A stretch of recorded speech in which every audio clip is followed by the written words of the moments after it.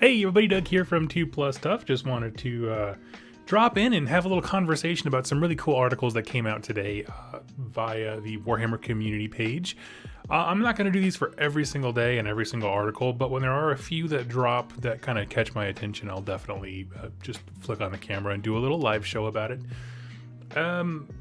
Today's articles, the ones that came out specifically earlier this morning, have some cool stuff to say about the new Kruleboyz, which is a faction that I'm very interested in learning a lot more about, as well as kind of comparing how they do magic to the Stormcast that come in the box. And so there are some cool stuff, little tidbits in there that we can extrapolate and discuss upon. So this isn't going to be a terribly long live stream. It's more just a news recap. We have plenty of viewers who are driving, working, and that kind of stuff, and just want something to listen to. So here's to you, champions. So we're going to jump right in. And over there in the chat, I see you. Let me know your thoughts on stuff as we go. I'll try to pull out comments from the chat as much as possible. Thank you so much, Will. We can hear you. Awesome. So, who's the strongest wizard in Dominion? Okay, Sigmar's Lore Seeker and the Kruleboyz Bog Shaman face off. So, they're basically comparing the wizards you get in the box, but in doing so, they're going to reveal rules and stuff like that to us. So, let's start working through. We've had a look at the troops in Dominion, but some of the best models in the box are undoubtedly the two wizards. They deserve their time to shine, so we're putting the Knight Arcanum and the Swamp Kala Shaman against each other across a range of categories to see how they are stacked up. Now here's a picture of the two models. I will say, the first thing they say straight up, style points, is Knight Arcanum. This helmet is the coolest. Like, I wish... If you're a bits company, please make just generic Stormcast helmets that are like this. Maybe some that have a bit, like different facial features and that kind of stuff, or like maybe a missing eye or something. I love this helmet with the no mouth. It just, it's so freaking cool. It still conveys the same aesthetic as like the leering, emotionless face, but when you just remove the mouth, there's just something weird about it, and I love it. So that's all. Both of these models look awesome, but the incredibly creepy, mouthless white mask of the Knight Arcanum makes it immediately recognizable and intimidating. I totally agree. They've also got long flowing sleeves and an unusual tall cowl around the back of their head, so even if you choose the unhelmeted option, their distinctive silhouette will still set them apart from their peers. That's a great call for a model that's like a low-level hero. Because the wizards, rarely are they going to be like your generals or whatever. But if you can have like a secondary hero, a lesser one, that is still unique enough to have like a cool profile or whatever, I'm for it. Her hand is huge.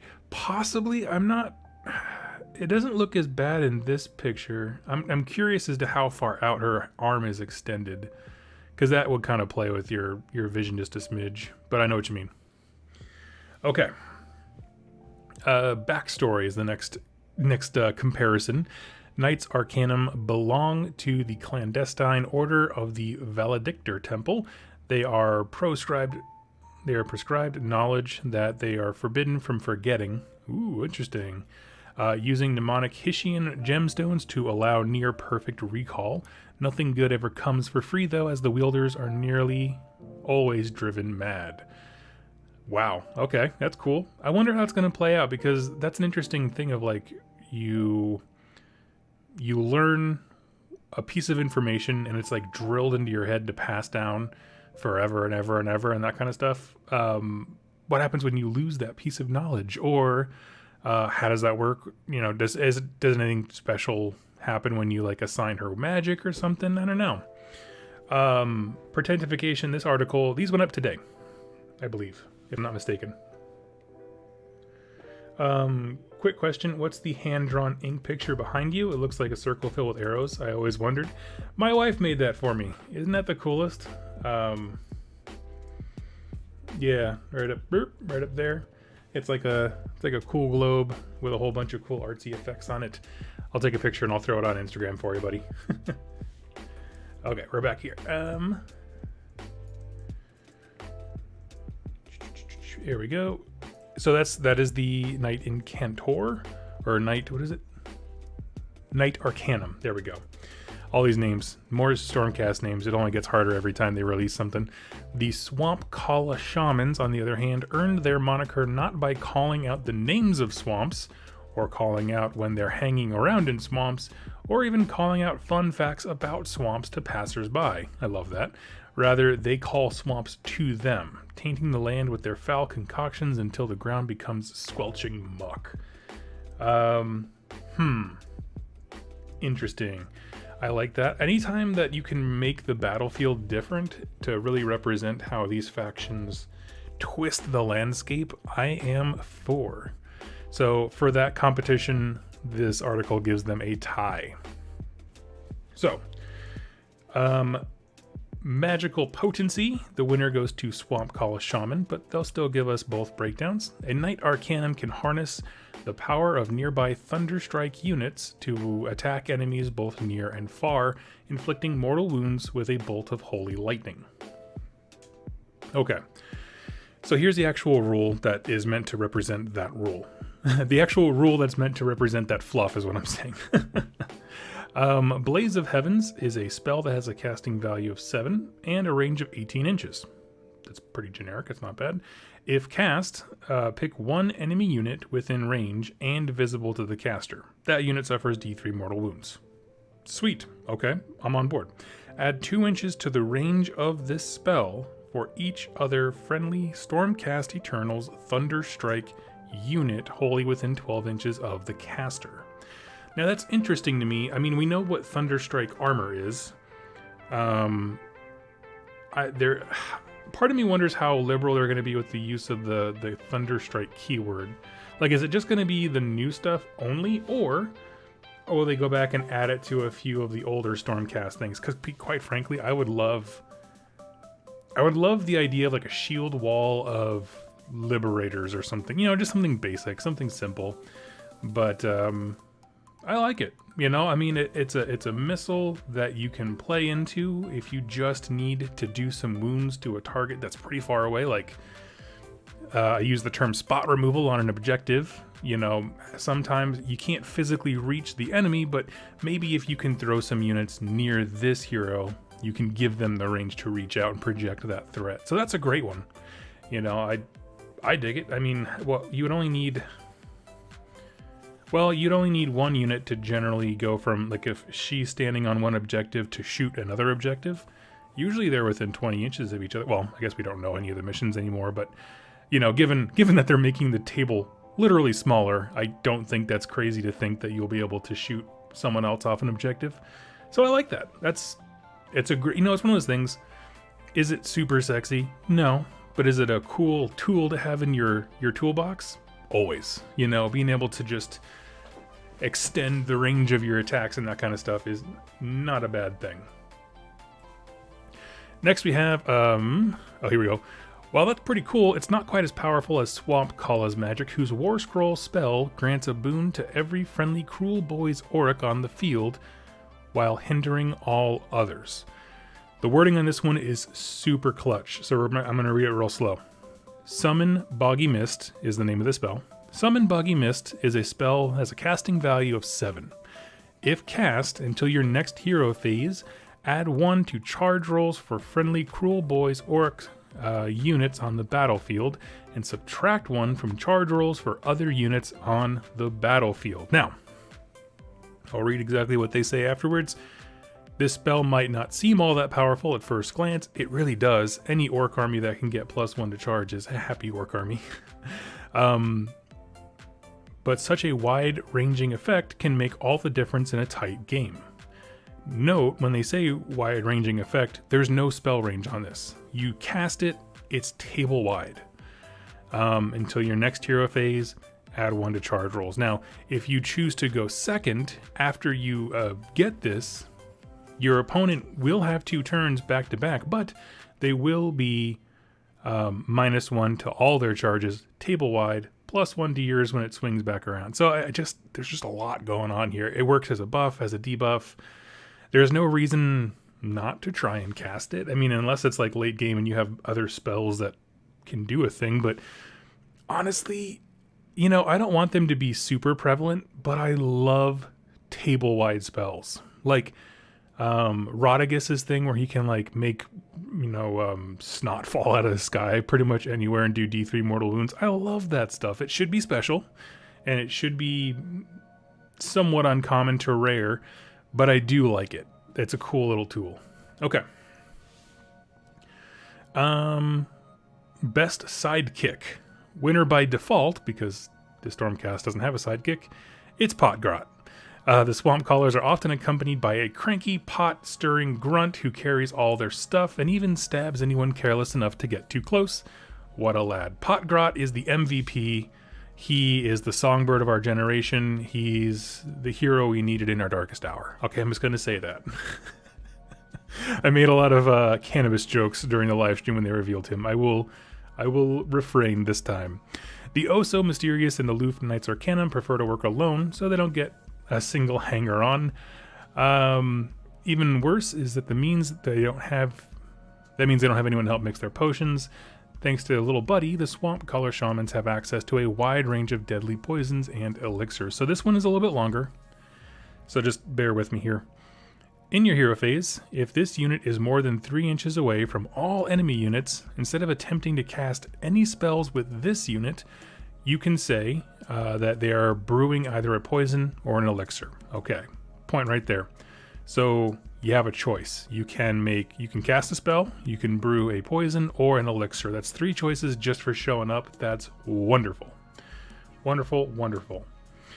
If you do so, pick one friendly Kruleboyz Auric unit wholly within 12 inches of this unit, more than 3 inches away from all enemy units, and has at least one model within 3 inches of this unit to be given the poison. Okay, that's a lot of text we don't need.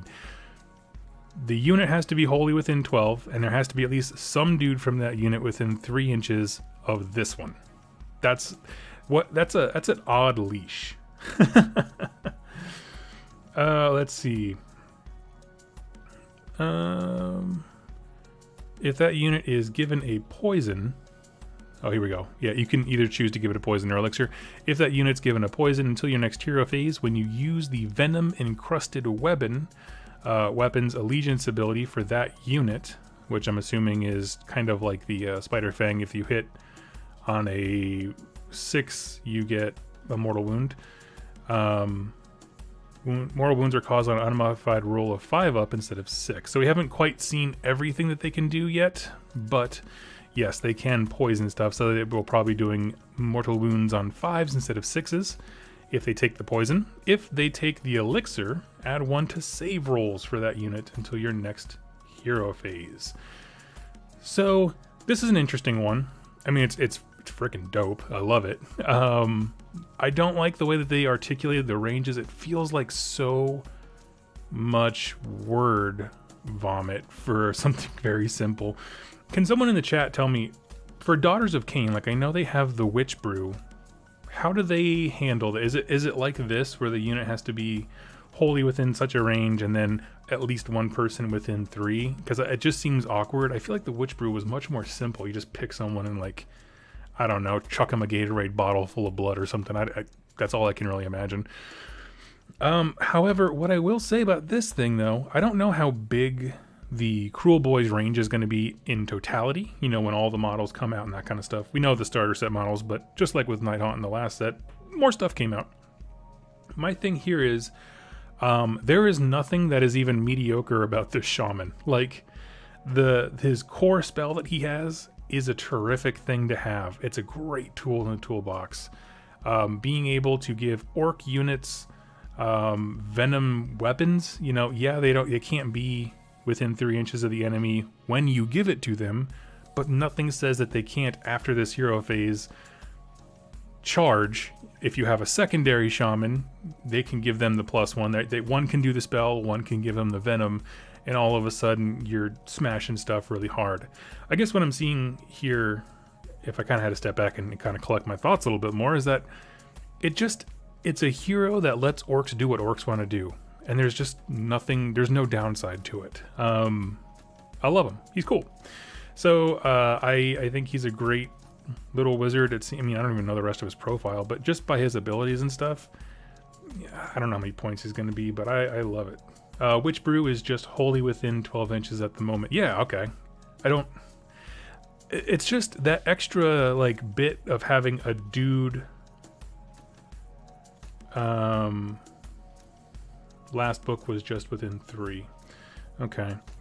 Yeah, I mean, it's such an odd thing to have both requirements. Wholly within 12, but also someone has to be within 3. So, it's fine.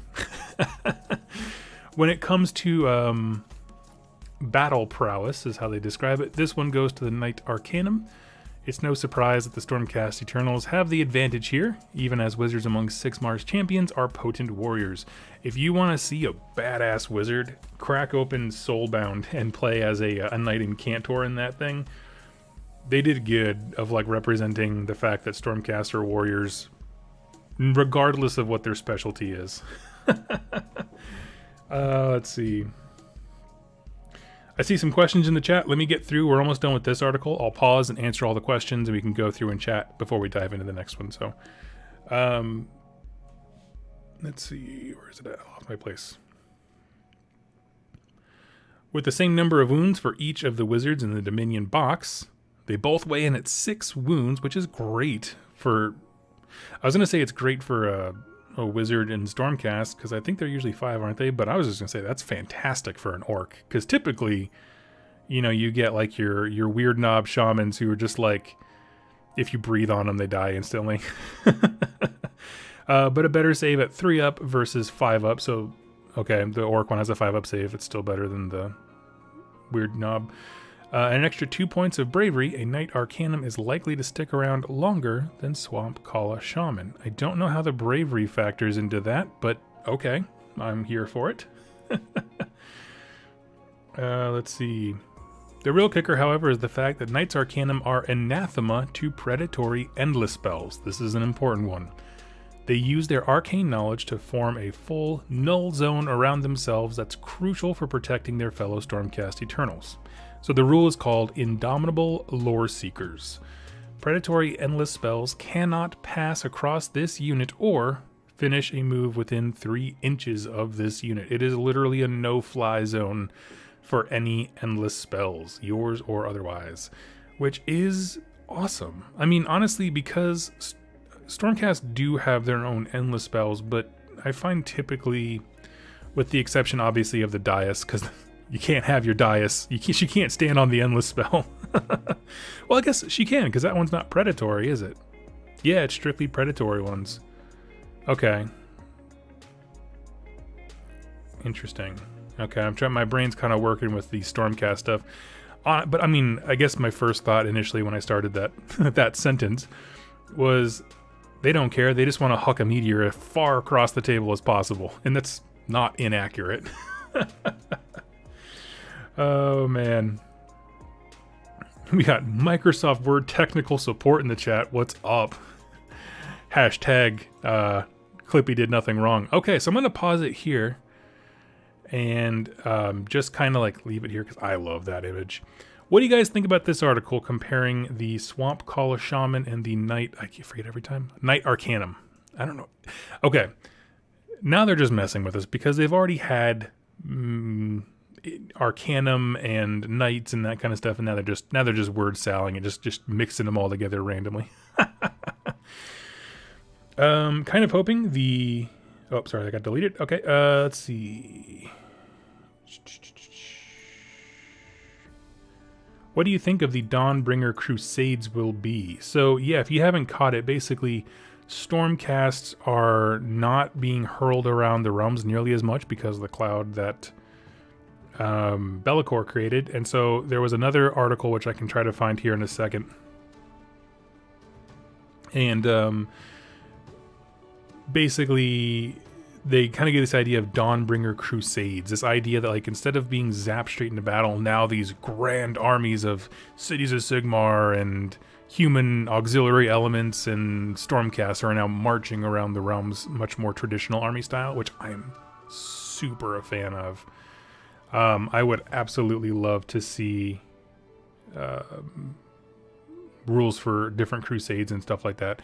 And if honestly, even if it's just used as sort of a MacGuffin way to bring Cities of Sigmar and Stormcast together closer as an army, I'm for it, because that's exactly what I want to do. I want to do a established Stormhost and then some City of Sigmar units that match it with the colors from its city and that kind of stuff as a hobby project. So yeah. So I don't know any details, but that sounds rad. What happens when a Swamp Caller, a Rune Priest, and a Tidecaster, and a Frost Lord all try to turn a random meadow into their preferred battlefield at the same time? Oh, you also forgot a Maggotkin boy. Yeah, no joke. I think it just like the realms just have a straight up 404 error and just stop.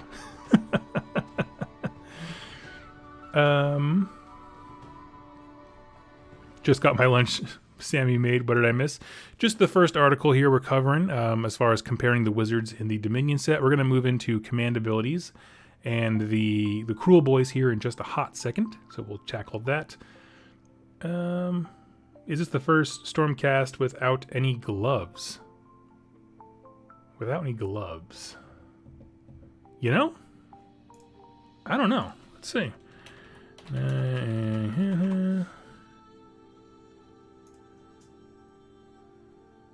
Maybe. I thought the other knight, the Knight Incantor from the other set, it was gloveless, but I guess not. So there we go.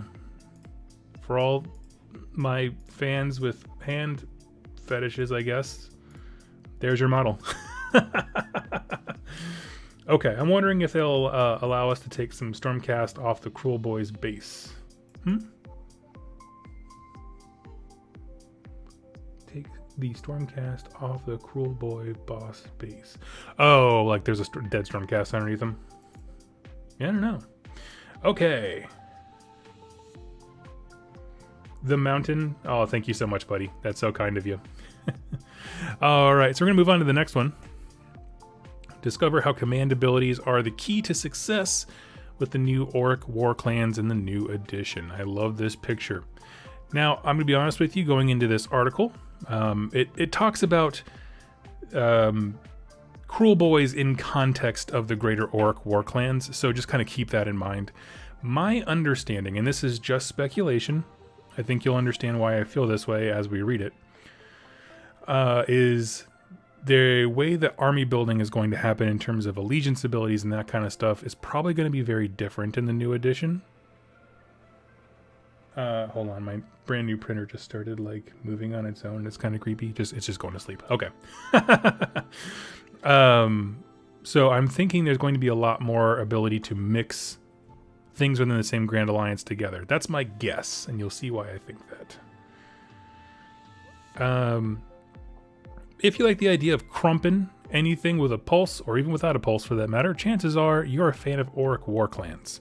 Even if you're yet to meet those bestial warriors on the battlefield, it's good to know what you're up against when you finally do. In any case, you're definitely in the right place to learn more about the new edition of Warhammer Age of Sigmar has in store for Orc War Clans. Okay. Over the course of the coming days and weeks, we'll be bringing you a series of articles designed to be an introduction to the faction for new players while offering tactical insights for more experienced players, courtesy of one of our elite playtesters. Yesterday we took a look at Stormcast Eternals are shaping up in the new edition. That was with Chuck Moore, Strength Hammer. Go check him out. He's awesome. But before we hand you over to today's guest, let's have a little reminder about the faction itself. Now I'm going to read this. I skipped the Stormcast one just because it's like Stormcast themselves didn't get a massive change, but now they're including something else in Warclan, so I'll read it for you. They're mean, they're green, and they love nothing more than a good old-fashioned scrap. Whether they're heavily armored Ironjaws, feral Bone Splitters, or they hail from the myriad of other green-skinned clans of the mortal realms, Orcs are led into battle by the biggest and the strongest among them. Once the Orc leader has bullied enough warriors into following him, or has just gotten bored of waiting, he will launch a raging warpath that sweeps all before it in a tide of greenskins, and which in turn attracts others of their kind in a self-perpetuating cycle of war and death. Super rad. I'm on board.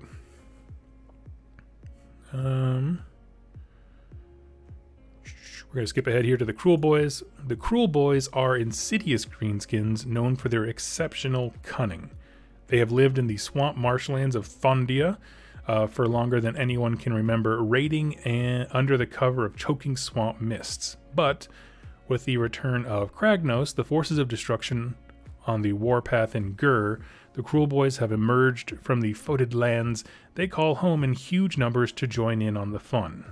The new Kruleboyz are very much a part of the Auric war clans. That's awesome. So if you wanted to mix or have a mixed Auric army, or already have one, you can easily add the greenskins from the new Dominion box into your WoW. There will also be plenty more miniatures on the way for you to field a full Kruleboyz army if that's how you want to roll. Okay, that's an important note. So we know that the Grand WoW is greenskins, period. So the fact that they're saying like, hey, listen, if you already play that army, there's a built-in way to slip these units in. I love it.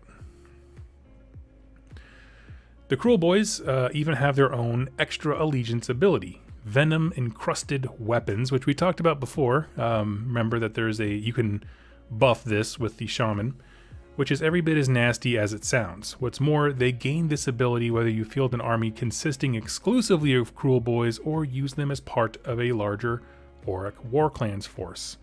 So it's an allegiance ability that they take with them no matter what their allegiance is, right? Because they could be in an allegiance big wall army, but they still have this, which is interesting. Man, this printer, it has a mind of its own. It's creeping me out right now. Okay, I think it's done. This is terrifying. Whew, okay, so I love it. If the unmodified hit roll for an attack made by a Kruleboyz Auric model is 6, that attack causes a number of mortal wounds equal to the weapon's damage characteristic, and the attack sequence ends. I love this because it is open enough. Oh, sorry, I want to add this part here. This ability has no effect on attacks made by a mount. That's important to know. But what it does is it opens up the ability for various weapons to have all kinds of abilities, whether they're ranged attacks, melee, multi-wound. It doesn't matter. It's just, if you roll a 6, it just goes straight into mortal wounds with the damage characteristic of the weapon. Love it. We already said that with the shaman, if he gives them venomized stuff, it's on a 5-up, which again, we haven't seen the full war scrolls for the weapons, but it could be potentially really awesome. It's awesome even if it's 1-wound weapons, but we know that there are bigger weapons. It's just a matter of how effective they are at getting to the enemy. But the other orcs in the armies have new tricks too. To learn about these tactics and how the new edition affects them, we'll hand over to playtester Kieran Harper, who's been crumping eds with his Auric since Warhammer Age of Sigmar first launched. Unfortunately, I do not know Kieran. I don't know. Does anyone in the chat know if he has like a YouTube channel, podcast, anything like that? Please throw it in there. I would absolutely love to give a shout out to anyone who's been a playtester, because it's really cool. Anyway, Auric War Clans really benefit from the changes in the new edition, especially command abilities. In the hero phase, Rally is a brilliant way to bring more lads back into the fray, and can be a game for a big unit that's down to only a few models. So here's the command ability Rally.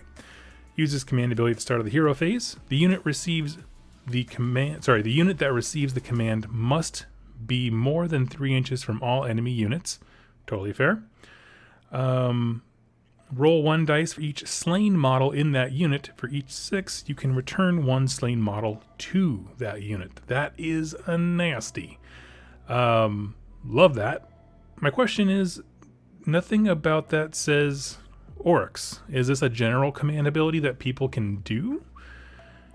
Benefit from changes in the new edition, especially command abilities. In the hero phase, Rally is a brilliant way. Yeah, I don't know, but I'd love it if it was a generic one. It's cool. Let's see. There are a few command abilities that give some really nice defensive options, but one great one for Savage Auric Arrow Boys. Interesting. These warriors have... Okay, so this one's called Unleash Hell. You can use this command ability after an enemy unit finishes a charge move. The unit that receives the command must be within 9 inches of the enemy unit and more than 3 inches from all other enemy units. The unit that receives the command can shoot in that phase, but when it does so, you must subtract 1 from hit rolls for its attacks, and it can only target the unit the unit that made the charge move. Blah, blah, blah. I'm getting myself all tongue-tied here. So that's interesting. They are general command abilities, yeah. These are wonderful. Like, this is essentially was Overwatch. Jay Dirthy in the chat just nailed it. Thunderers go pew pew. Although, don't the Thunderers have something? No, they have something else. Okay, I got myself confused there. These are wonderful as far as command abilities. I mean, even stuff like, I don't know, Vanguard Raptors. The idea of like tying a shooting unit up in melee just to stop them, to give yourself a break for a round becomes a different proposition. So I like that quite a bit. I wish they had called it like the whites of their eyes or something like that. When you can, that old famous military line, when you see the whites of their eyes, then you fire. It just means they're so close. We also have 2 new ones here. All-out attack and all-out defense also synergize well with all Orc War Clans units. A bonus to hit in the shooting phase, a bonus to combat. This is something we actually have a version of right now. Use this command ability when you pick a friendly unit to shoot in your shooting phase or fight in the combat phase. That unit must receive that unit must receive the command. Is there like a way for a unit to refuse? That's a dumb line. Okay, hold on. That unit must receive the command. Can someone explain to me why that's a rule? Like, why was that written? So, I'm trying to imagine a world where I issue a command to one of my own units, and then I decide that unit says, no thank you. I don't get it. Anyway, sorry, it's just tripping me up. Add 1 to hit rolls for attacks until the end of the phase. So, obviously, one is shooting and fighting. The other one here down below, all-out defense, is add 1 to your save rolls. So, there you go. On the flip side, you really need to think about Battle Shock Test. Oh, that guy thank you so much, buddy, for donating in the chat. It means the world to me. It seems that the Kruleboyz are exclusive to that specific swamp in Gur. While I know they are now proliferating across the realms, I wonder if there are clans in other realms. I'm positive there will be. Positive.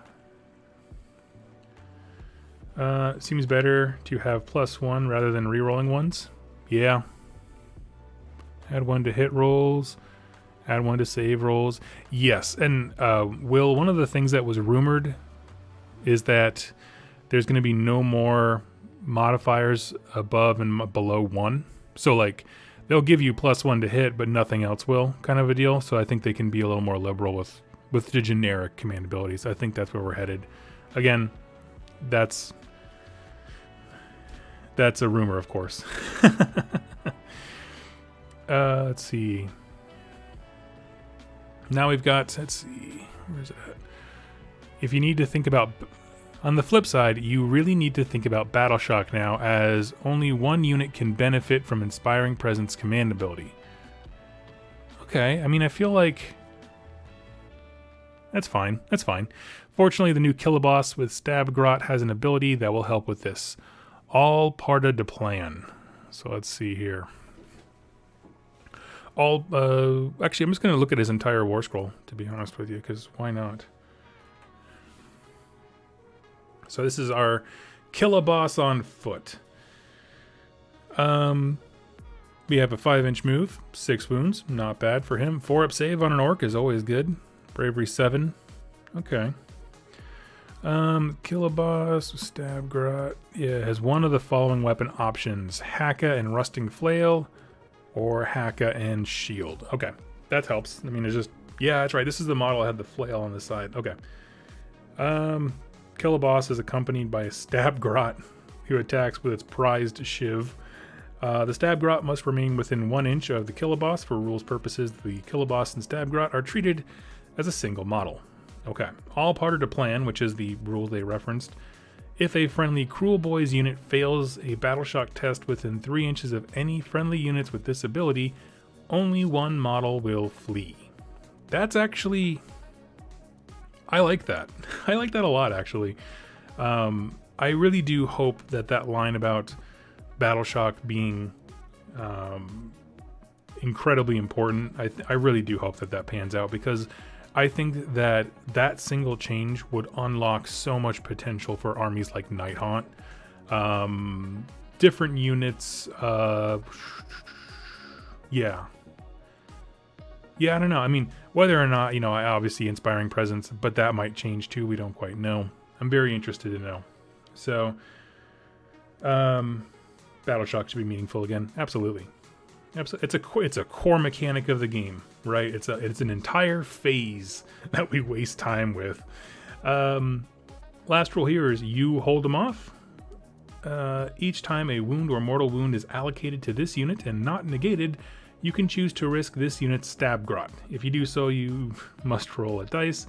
On a 1 through 5, the stab grot is killed and the wound is negated. On a 6, the stab grot is not killed and the wound is negated. If the stab grot is killed, the model representing it is removed. So he gets a free wound, right? Because he's 6 wounds, he gets a freebie. That's cool. I mean, with the 14% chance that the freebie gets to stick around, it's fine. Honestly, like, I like these level of heroes for orcs where they're just kind of like tinier heroes that are meant to carry buffs and be in the field. Like, he isn't the big rider one who's going to be smashing face. He's just really a low level hero who's looking for a fight. As far as the weapons go,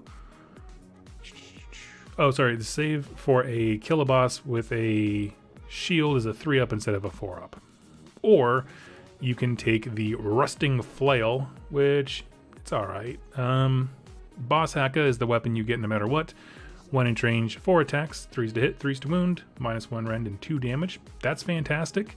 These are the kind of things that I look at when I see that that rule, the Venom rule, where you can make them do mortal wounds on a 5-up, because his weapon would be 2 mortal wounds. Just go straight through. And that's great. I like it. The flail is 2 inch range, so okay. There's some utility to that. Only 2 attacks, 3s to hit, 3s to wound, -1 rend, and 1 damage. Yeah, personally, I would go with the shield, because he's more valuable to me. Instead of being killy, I would much rather have like a low level hero up with the infantry, given buffs, commands, and that kind of stuff. I think that's probably where he would be shining a bit more.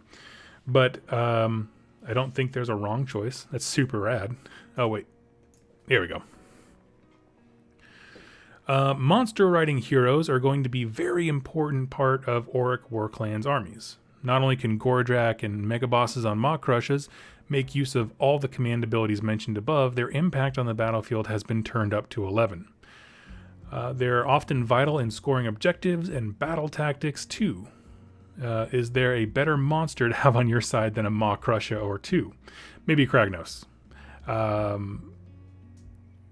Who you can always bring in for even more might. And with your opponent likely to be taking advantage of new rules for monsters, he'll be doubly useful, as he's an expert crushing monstrous skulls. The biggest winners? There are a number of unit updates available to the Auric War Clans that will benefit greatly from the new additions, updated rules. Here, Kieran picks his top 3 most improved units and breaks down the reasons why. So his first one is Mega Boss on Maw Crusher, which should always be the first choice. One way for opponents to deal with this beast is to shoot him down before he gets into their units and starts bashing. All-out defense command ability lets you protect this key model by further boosting its already formidable survivability in your opponent's shooting phase to tip the balance in your favor. Okay, so he gets a +1 save. That's fine. I have no problem with that. The fact that he can now, have that to self-buff and be on a flank, sure. I'm not convinced that's like the best change, but it's pretty cool. Let's see. More monsters means more bonus points to be had for killing them, interesting. That's the first I've heard of that. Bonus points to be had for killing them. This is the bread and butter of the Bone Splitters, whose Monster Hunter's Allegiance ability will really come to the fore here. A couple of units of Savage Orc Orboys and Big Stabbas will likely become the staple of both Big Waaagh and Bone Splitter armies now. They always should have been. Savage Orcs are awesome. They just are. Period. And the last one is Wurgog Prophet. A key unit in Bone Splitter's armies, the Wurgog Prophet can be enhanced with extra spells to make him even more powerful. The newly updated Chronomatic Cogs Endless spell gives him and all other wizards within 6 inches an extra casting chance too. I thought that's what it was before. Okay, hold on. I want to spend some time going into the difference with the Chronomatic Cogs, but I want to finish out this article.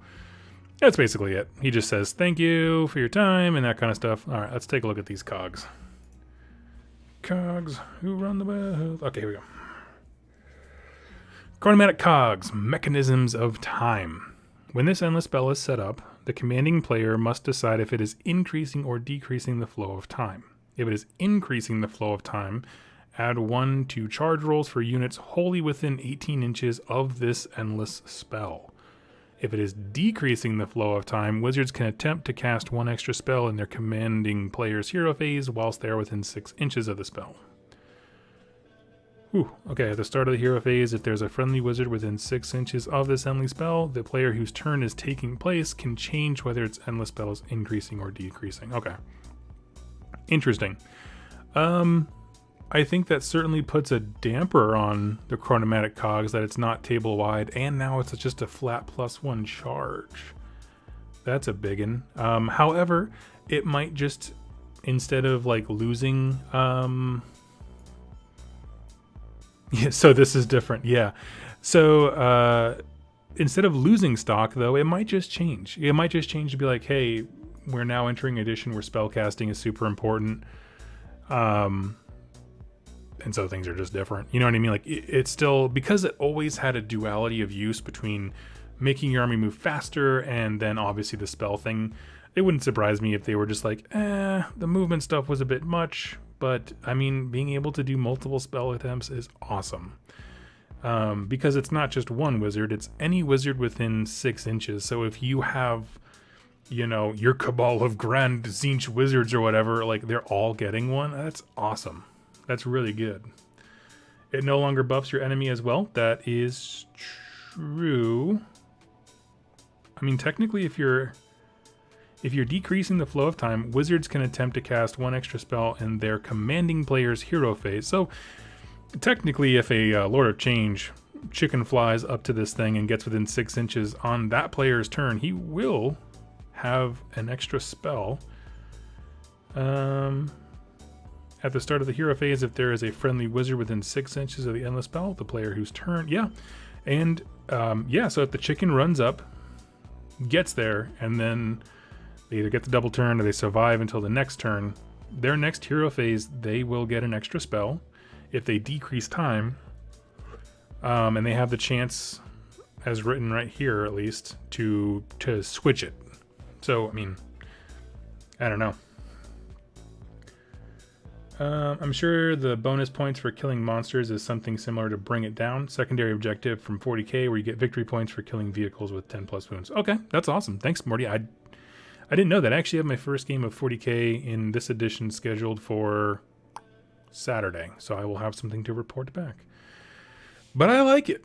I'm always working when these start. Oh, sorry, buddy. It doesn't state friendly or enemy models, so it should be buffing enemies as well. It does. Commanding player, I think, is now the key term we're looking for, right? If it's your term, the commanding player decides if it is increasing or decreasing the flow of time. So no matter what, even if you set this thing up near enemies, because you set it up that turn, you will get the chance to decide if it's speeding up or slowing down. And then, I mean, it's interesting because I don't know. I don't think this is the full picture of it, but it has some use. I've never really played like magic focused armies, so I'm really not seeing a whole lot here from me, but there's some cool things. Yeah, so that is it for the articles that we have today. I just really enjoyed this because it was our first good look at a war scroll and some rules for the Kruleboyz, who are growing on me more and more. I honestly didn't care for them very much when I first saw it. The idea of the rally ability, unleash hell, like these generic command abilities are just looking fantastic. So, I don't know. I'm looking at some of the Stormcast stuff that I have coming on my way, and I'm like, oh man, I don't feel like I get to use all of these. But yeah, I don't know. Let's see.